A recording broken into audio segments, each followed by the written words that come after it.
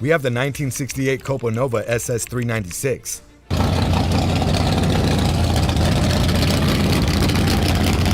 All it takes to realize this is to let one's thoughts wander back to images of drag strip dominating Camaros packed with big block engines and fire-breathing Chevelle Street vehicles.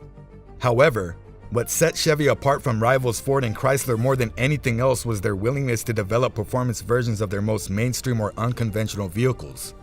Does anyone know anything about the 1970 El Camino SS454? Aside from being one of the most uncommon vehicles the firm has ever made, this other improbable model was also the one on which Chevy chose to bestow its enchanted touch.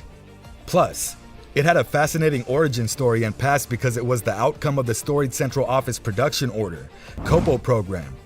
George Gibbs for drag racing competition, Chevrolet bought 50 of these Copo Novas.